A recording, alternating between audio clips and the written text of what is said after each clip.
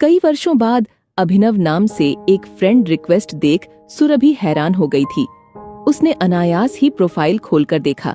Profile photo देखते ही उसकी शंका यकीन में बदल गई। यह अभिनव ही था।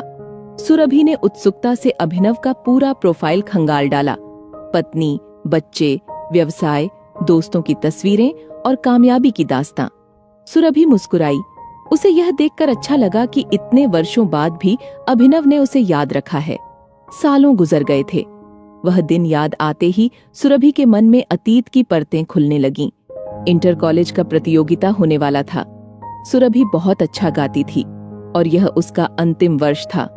कॉलेज के बाद कौन मिल पाता है, यह सोचकर उसने सिंगिंग कंपटीशन में अपना नाम लिखवा दिया था। उसकी शिक्षिका ने भी उसे प्रोत्साहित किया। हालांकि उन्होंने यह भी कहा, लड़कियों में तो तुम हर बार जीतती हो, लेकिन हमारे कॉलेज से कोई भी लड़का उस अभिनव से नहीं जीत पाता।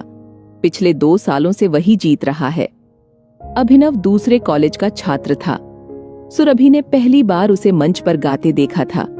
उसकी आवाज में इतनी मिठास और सहजता थी कि सुरभि मंत्रमुग्ध हो गई थी। जब वह विजेता घोषित हुआ तो सुरभि दिल से खुश हुई थी। दोनों की मुलाकातें सीमित थीं, लेकिन अभिनव सुरभि की आवाज से बहुत प्रभावित हुआ था। कॉलेज खत्म होने के बाद सुरभि की आकाशवाणी में नौकरी लग गई। एक दिन एक कार्यक्रम के दौरान सुरभि को पता चला कि उसके शहर के गायक कलाकारों का इंटरव्यू हो रहा है, जिसमें होस्ट वह खुद थी। और वहां उपस्थित अभिनव को देख सुरभि एक बार फिर अचंभित हो गई। उसे पहचानने में उसे देर न लगी। कार्यक्रम के बाद औपचारिक बातों के बीच अभिनव ने सुरभि से पूछा, क्या हम कहीं और मिल सकते हैं? क्यों? सुरभि ने थोड़ा हैरानी से पूछा। बस ऐसे ही, अभिनव ने हंसते हुए कहा। सुरभि ने मना नहीं किया। अभिनव के व्यक्तित्व में एक अलग सा आकर्षण था जो उसे खींच रहा था। कॉफी हाउस के एक कोने में बैठकर अभिनव ने अचानक सुरभि से पूछा, तुम्हारा विवाह कब हो रहा है? सुरभि इस प्रश्न से थोड़ा चौंक गई। मजेदार बात यह थी कि दोनों ही एक ही जाति से थे, लेकिन सुरभि एक साधारण परिवार से थी, जबकि अभिनव एक प्रतिष्ठित परिवार से था। सुरभि ने उत्तर दिया, अभी तो कुछ सोचा नहीं है, पहले दीदी की शादी हो जाए, फिर मेरी होगी। अभिनव कुछ और कहने से पहले रुक गया, लेकिन इस मुलाकात ने दोनों के दिलों में एक नाजुक सा रिश्ता पनपा दिया। फिर भी दोनों अपनी अपनी दुनिया में लौट गए। न कोई वादा, न कोई करार, बस एक अनकहा सा जुड़ाव। कुछ समय बाद सुरभि के मामा की बेटी की शादी में वह एक और समारोह में शामिल होने गई। वहां वह अभिनव से फिर से मिली। दोनों एक दूसरे को देखकर खुश और हैरान थे, लेकिन यह खुशी दोनों के चेहरे पर साफ झलक रही थी। बंगाली विवाह की रस्मों के बीच उस रात सौरभ ने अपने दिल की बात कह दी, क्या तुम मुझसे शादी करोगी? सुरभि थोड़ा झिझकी, फिर बोली, देखिए, मैं इस बारे में अभी कुछ नहीं कह सकती, आप घर में रिश्ता भेजिए। और वह शर्माते हुए वहां से चली गई। रिश्ते की बात चली भी, लेकिन दहेज की मांग के कारण मामला अटक गया और फिर दोनों का मिलना बंद हो गया। फेसबुक पर अभिनव की फ्रेंड रिक्वेस्ट देखकर सुरभि एक बार फिर अतीत की यादों में खो गई थी। उसने रिक्वेस्ट स्वीकार की और मन ही मन मुस्कुराई। एक सुखद आश्चर्य यह था कि अभिनव भी उसी शहर में रह रहा था।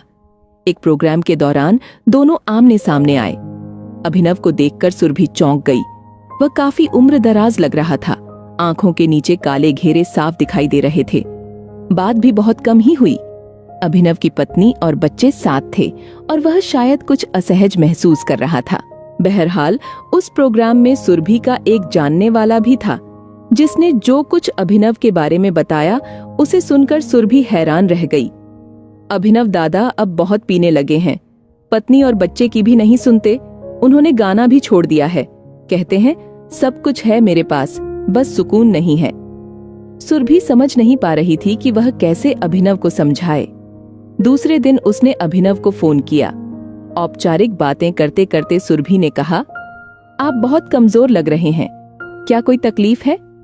नहीं भी और हाँ भी, अभिनव ने उत्तर दिया। क्या तकलीफ है, बता सकते हैं?